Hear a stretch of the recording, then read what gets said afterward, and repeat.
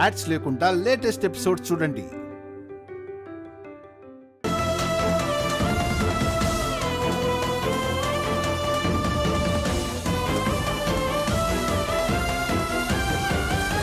Daddy, మన company గురించి మన ఫ్యామిలీ గురించి బాగా తెలిసిన వాళ్ళెవరో మనల్ని ఇలా ఇరికించుంటారు.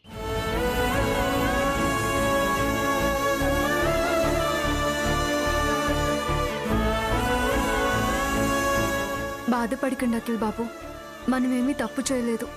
తప్పు చేయనప్పుడు మనం ఎవరికీ భయపడక్కర్లేదు, దేనికి బాధపడక్కర్లేదు.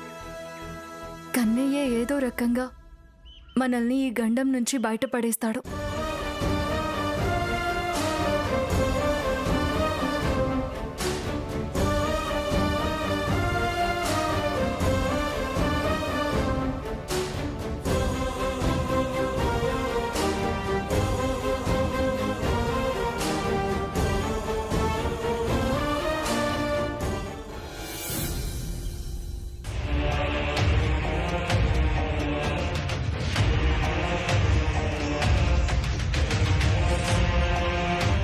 టీవీలో వచ్చిన న్యూస్ చూసి శ్యామ కుటుంబ సమేతంగా కుమిలిపోతుంది.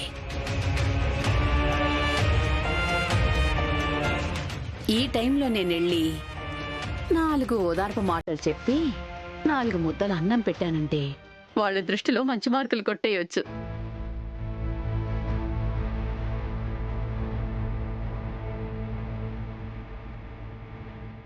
అలా చేస్తే నేను వాళ్ళకి బాగా దగ్గరవ్వచ్చు, వాళ్ళ విషయాలు ఎప్పటికప్పుడు తెలుసుకోవచ్చు, అవన్నీ ఐశ్వర్యకి చెప్పొచ్చు.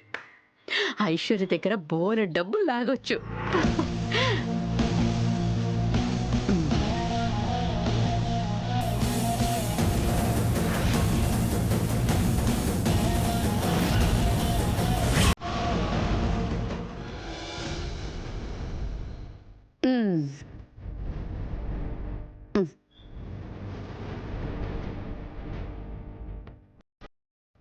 ఏంటి అందరు అలా ఉన్నారు? ఏం జరిగిందని ఇప్పుడు?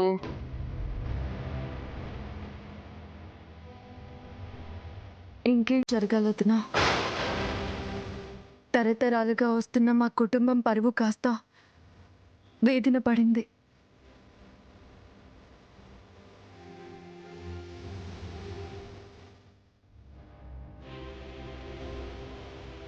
అందరి దృష్టిలో మేము మోసగాళ్ళగా మా మీద ముద్ర పడింది.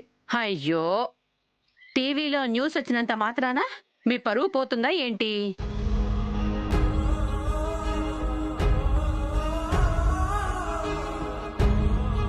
టీవీలో న్యూస్ వచ్చినంత మాత్రాన మీరు మోసగాళ్ళైపోతారా ఏంటి?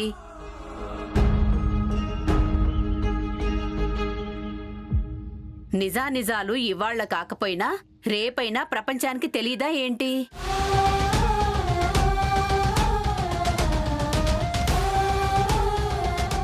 ప్రపంచానికి తెలియకపోయినా దేవుడికి తెలుసు కదా మీరెంత మంచివాళ్ళో, మీరెంత గొప్పవాళ్ళో.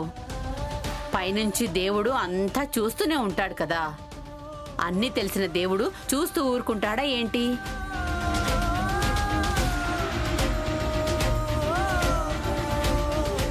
మీ మీద పడ్డ నిందని పోగొట్టడా ఏంటి?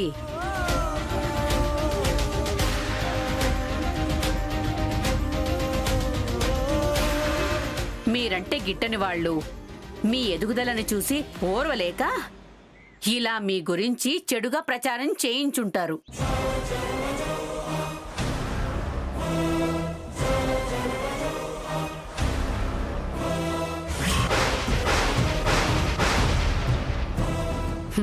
ఆ దేవుడి దయ వల్ల 4 రోజుల్లో మీ మీద మీ కుటుంబం మీద పడ్డ మచ్చ పూర్తిగా తొలగిపోతుంది. దాని గురించి ఎక్కువగా ఆలోచించి మీ మనసుల్ని పాడు చేసుకోకండి. ఇదిగోండి, లేచి కాళ్ళు చేతులు కడుక్కొని రండి, అందరికి భోజనం వడ్డిస్తాను.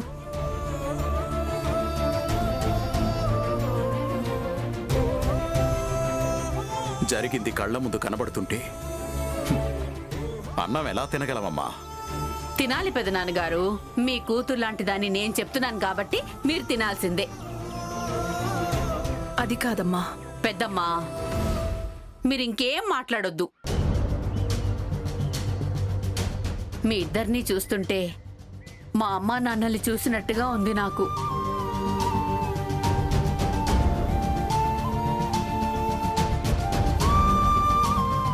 అమ్మా నాన్నలు అన్నం తినకుండా పస్తులుంటే ఏ కూతురైనా చూస్తూ ఊరుకుంటుందా? ఈ కూతురు కూడా అంతే. మీరిలా అన్నం తినకుండా ఉంటే నేను చూస్తూ ఊరుకోను. మీరు తినాల్సిందే.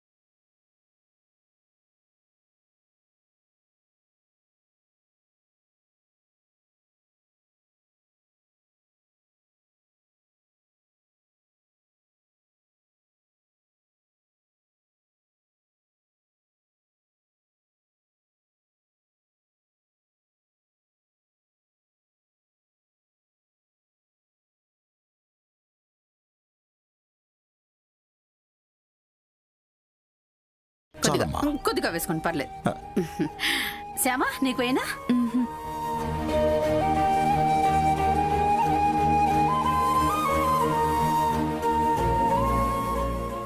పడిపోయారు. అందరూ ఒకేసారి బుట్టలో పడిపోయారు.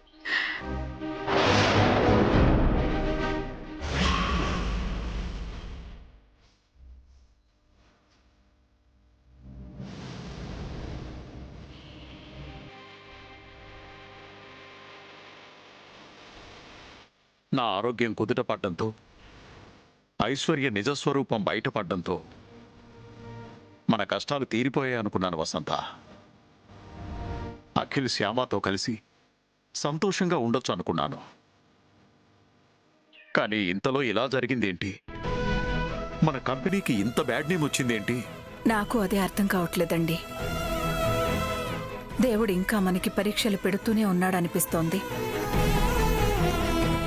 నష్టపోయింది, కష్టపడింది చాలదు అన్నట్టు లేనిపోని నిందలు మన మీద వేస్తున్నాడు ఆ దేవుడు. వినాయక చవితి రోజు భక్తి శ్రద్ధలతో పూజ చేసుకున్నాం. అయినా ఈ నేలాప నిందలేంటో అర్థం కావడం లేదు.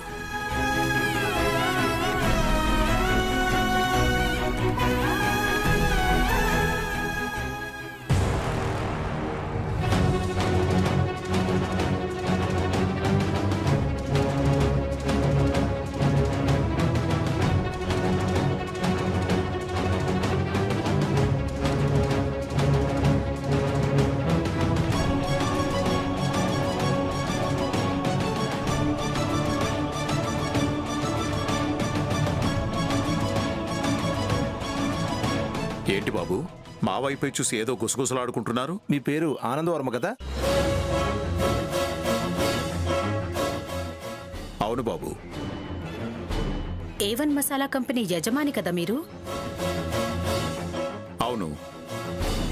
మీరిక్కడ? ఈ ఇంట్లో మా అబ్బాయి కోడలు ఉంటారు. వాళ్ళని చూడడానికి వచ్చాను. మా గురించి మీరు ఇన్ని వివరాలు అడుగుతున్నారు ఎందుకు బాబు? మీ గురించి టీవీలో చూసాంలేండి.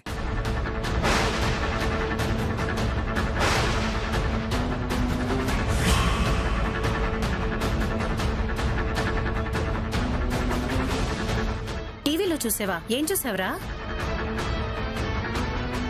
వీళ్ళు పెద్ద మోసగాళ్ళని టీవీలో చూశానులే.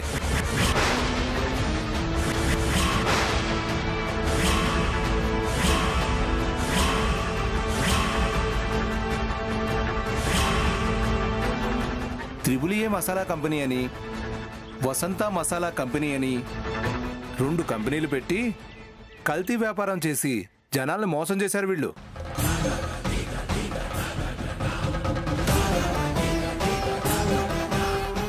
మోసం చేస్తే పోలీసులు ఊరుకున్నారా? తీసుకెళ్లి జైల్లో వేయలేదా?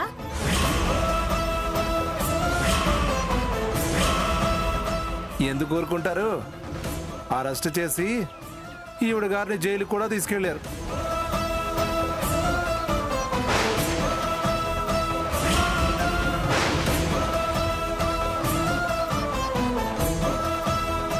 ఏదో రకంగా కేసుల నుంచి బయటపడి ఉంటారులే.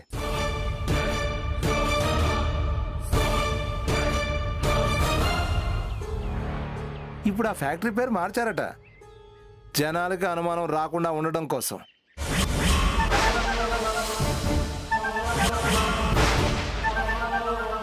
అదే పేరుతో ఇక్కడ బైక్ రైడ్ కంపెనీ పెట్టించాడంట వీళ్ళ అబ్బాయితో.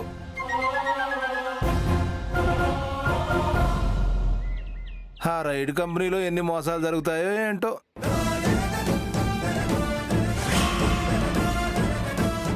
కార్ల ఓనర్లని, డ్రైవర్లని ఎన్ని రకాలుగా మోసం చేస్తారు.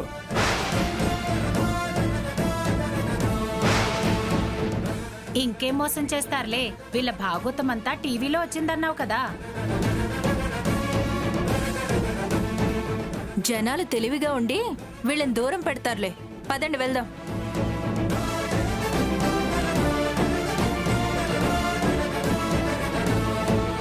చూసావా వసంత, చూసావా మన కంపెనీ మీద ఎంత పెద్ద మచ్చపడిందో చూసావా? ఇంకా ఇక్కడే ఉంటే దారిన పోయే వాళ్ళందరూ ఇలాగే మాట్లాడతారు. పదండి లోపలికి వెళ్దాం.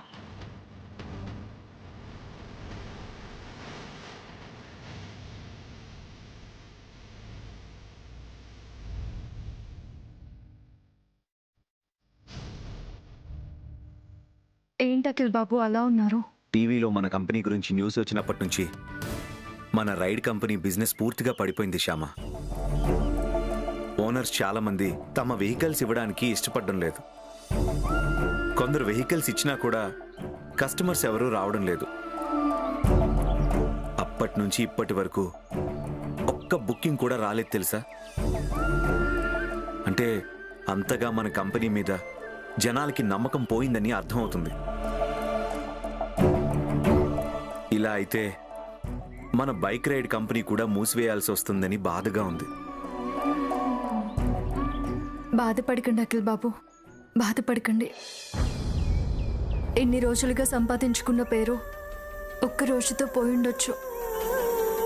అయినా ఆ పేరుని మనం కష్టపడి సంపాదించుకోగలమన్న నమ్మకం నాకుంది. ఎవరో చేసిన కుట్రకి మనం బలయ్యామే తప్ప మనం తప్పు చేయడం వల్ల మన బిజినెస్ దెబ్బతినలేదు కదా. ఎప్పటికైనా కుట్రలు కుతంత్రాలు తేలిపోతాయి. నీతి నిజాయితీ నిలబడుతుంది. మన వైపు తప్పు జరగలేదు కాబట్టి, మనం నిజాయితీగా ఉన్నాం కాబట్టి మన కంపెనీ మీద పడ్డ మచ్చ తొందరలోనే చెదిరిపోతుంది. నిజానిజాలు ప్రజలు తెలుసుకుంటారు. మన పూర్వ వైభవం అంతా మళ్ళీ తిరిగి మన కంపెనీకి వస్తుంది. మామయ్య గారు కలలు కన్నట్టుగా మన కంపెనీ పూర్వ వైభవం మళ్ళీ తిరిగి మన కంపెనీకి వస్తుంది. మామయ్య గారు కలలు కన్నట్టుగా మన కంపెనీ పేరు మళ్ళీ కళకళలాడుతుందండి. అవునమ్మా, నీ మాటలు వింటుంటే నాకు చాలా ధైర్యంగా ఉందమ్మా.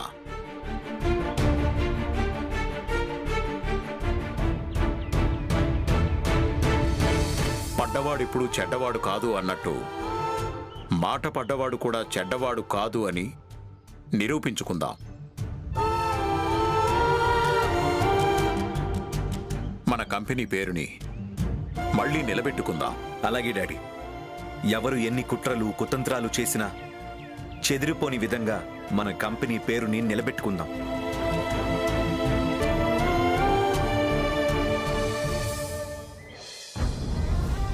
అదే పేరుతో ఇక్కడ బైక్ రైడ్ కంపెనీ పెట్టించాడంట వీళ్ళ అబ్బాయితో. ఆ రైడ్ కంపెనీలో ఎన్ని మోసాలు జరుగుతాయో ఏంటో.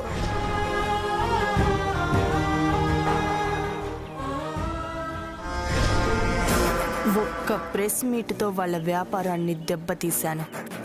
ఇప్పుడు వాళ్ళు ఉండటానికి ఇల్లు కూడా లేకుండా చేసి చావు దెబ్బ కొడతాను.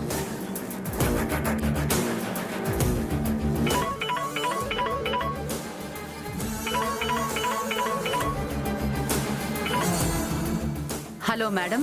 వనజాక్షి, అర్జెంటుగా నువ్వు ఒక పని చేయాలి. చెప్పండి మేడం, ఏం చేయాలో చెప్పండి, ఎంత ఇస్తారో చెప్పండి.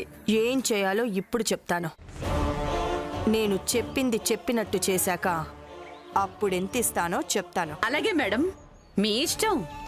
మీకు కావలసిన పని చేయించుకోండి, మీకు తోచిన డబ్బులు ఇచ్చుకోండి. ఓకే, చెప్పేది జాగ్రత్తగా విను.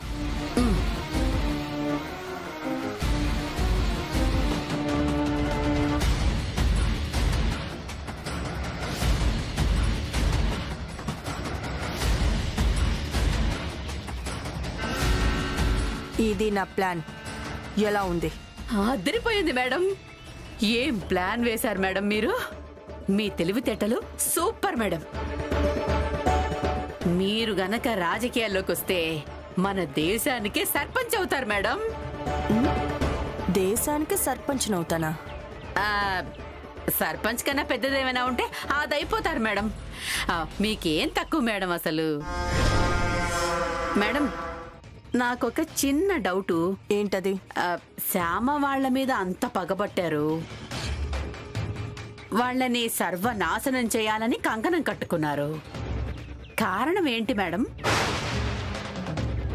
అంటే వాళ్ళు మీకు అంత అపకారం ఏం చేశారా అని. అదే, ఎందుకు వాళ్ళ జీవితాలతో అంతలా ఆడుకుంటున్నారు?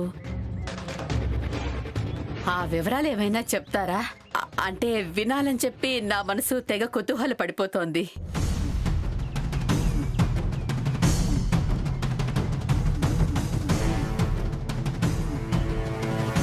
నీకు వివరాలు కావాలా? చేసిన పనికి డబ్బులు కావాలా? డబ్బులే కావాలి మేడం. అయితే ఇంకెప్పుడు వివరాలు అడక్కో. అడగను మేడం. అడిగావనుకో, నీ వివరాలు ఇంకొకరికి చెప్తాను. వాళ్ళ చేత నీ బ్రతుకుని శ్యామ బ్రతుకులా చేస్తాను. జాగ్రత్త. వద్దు వద్దు మేడం, అలాంటి నిర్ణయాలు ఏమి తీసుకోకండి. నేనిక ఏ వివరాలు మిమ్మల్ని అడగను. మీరు చెప్పింది నేను చేస్తానంతే. మీరు ఎంత ఇస్తే అంత తీసుకుంటాను. నన్ను నమ్మండి మేడం. Very good. ఎక్కువ ఆలోచించకుండా చెప్పింది చెయ్యి. అలాగే మేడం, ఉంటాను. బాయ్.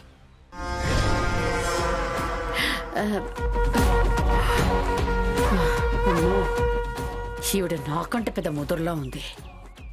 ఈవిడతో కొంచెం జాగ్రత్తగానే ఉండాలి.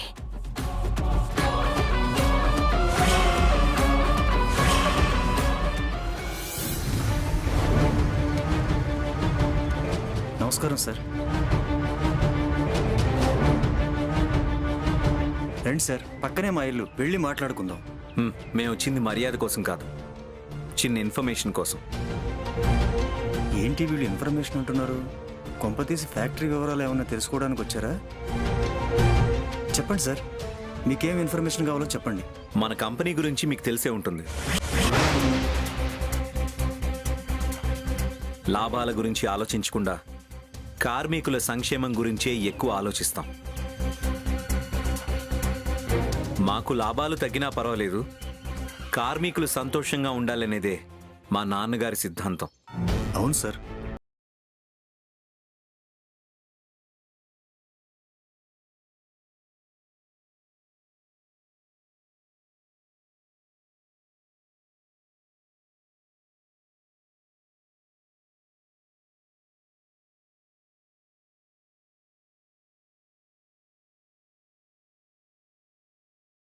అవును, మమ్మల్ని మోసం చేసి పవర్ ఆఫ్ అటార్నీని అడ్డం పెట్టుకుని ఇటువంటి పరిస్థితి తీసుకొచ్చింది. అయ్యో నాకు ఇదేం తెలియదు సార్. మాకు అన్యాయం జరిగినా కూడా మా నాన్నగారు అంతగా బాధపడలేదు. కానీ ఇప్పుడు ఐశ్వర్య వదిన వల్ల కార్మికులకి ఏమన్నా అన్యాయం జరుగుతుందేమోనని ఆయన చాలా బాధపడుతున్నారు. ఇటువంటి పరిస్థితుల్లో టీవీలో మా గురించి, మా కంపెనీ గురించి చాలా బ్యాడ్గా ప్రచారం మొదలైంది. చూశాను సార్, టీవీలో ఆ న్యూస్ చూసి నేను చాలా బాధపడ్డాను. మా గురించి న్యూస్ రావడం వెనుక ఐశ్వర్య వదిన ప్రమేయం ఏమైనా ఉందా? అది గనుక వదిన చేస్తుంటే దానివల్ల మేమెంత నష్టపోయామో ముందు ముందు వదిన కూడా అంత నష్టపోవాల్సి వస్తుంది. కార్మికులు కూడా నష్టపోవాల్సి వస్తుంది.